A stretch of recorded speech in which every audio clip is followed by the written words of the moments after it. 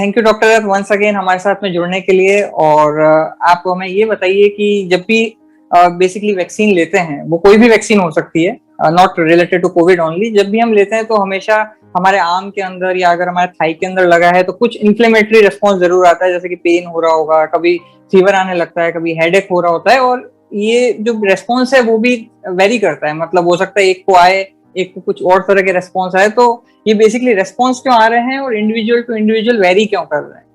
तो चूंकि कोविड की महामारी चल रही है तो इसलिए कोविड के बारे में बात करते हैं, लेकिन बात जो कह रहा हूं मैं आमतौर से सारी वैक्सीन के बारे में सही है।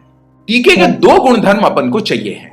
पहला गुणधर्म यह है कि वो इम्यून सिस्टम को बिल्कुल हूबहू ओरिजिनल वायरस जैसा दिखना चाहिए, क्योंकि इम्यून सिस्टम ने जो उसके खिलाफ रिस्पांस बनाना है, उस रिस्पांस ने आगे जाके ओरिजिनल वायरस को तो पहचानना है, तभी तो बीमारी के खिलाफ बात बन पाएगी। तो इसलिए ये जो नकल है ये बिल्कुल उस वायरस जैसी दिखनी चाहिए, मूल वायरस जैसी दिखनी चाहिए। लेकिन दूसरी बात ये है कि इम्यून सिस्टम को थोड़ा बहुत अपन ने उल्लू बनाना है ना। यूं इम्यून सिस्टम को लगना चाहिए कि सचमुच कुछ खतरनाक चीज शरीर में आ गई, इसलिए उसके खिलाफ एक रिस्पांस बना ले, वरना इम्यून सिस्टम काहे को भला रिस्पांस बनाएगी।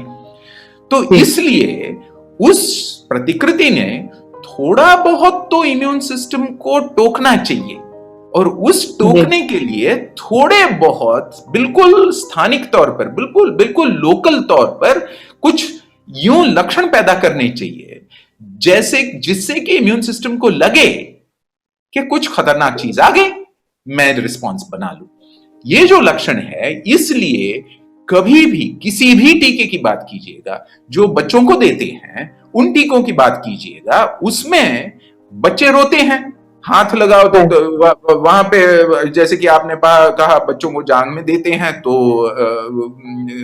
वहां पे थोड़ी सी सूजन होती है, जगह लाल हो जाती है, वहां पे हाथ लगाओ एक दिन भर तो बच्चा रोता है, अपन भी रोते हैं यार, बच्चे की क्यों बात करें। तो ये जो स्थानिक लक्षण है वो सब उस असरदारी के लक्षण है, बहुत ज्यादा नहीं होना चाहिए, वो बिल्कुल छोटे पैमाने पर हो तब भी इम्यून सिस्टम के लिए काफी है, एज ए सिग्नल कि भाई यहां पे खतरा है, इसके खिलाफ कुछ रिस्पॉन्स बना ले। लेकिन होता क्या है कि अपन यूं डिजाइन करके चीज डालते हैं, अब 100 लोगों को अगर दे दें तो उनमें से 10 में थोड़ी बहुत एक हल्की सी दर्द सी बात महसूस होती है, बाकी कुछ नहीं होता।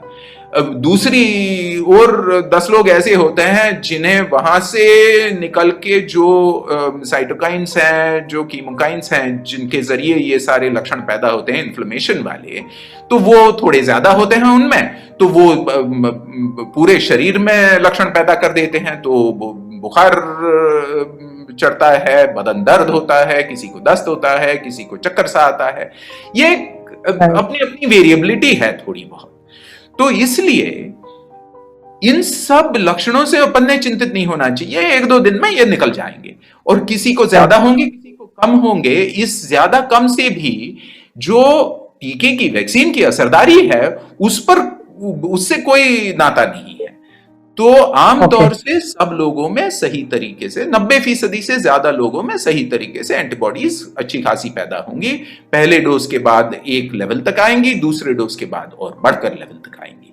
तो इसलिए ये जो अपन इनको साइड इफेक्ट्स कहते हैं, लेकिन इनको साइड इफेक्ट नहीं कहना चाहिए, इनको वैक्सीन का इफेक्ट कहना चाहिए, क्योंकि इसी वैक्सीन के इफेक्ट के जरिए थोड़ा बहुत इम्यून सिस्टम को हिला डुला के अपन काम में लाते हैं।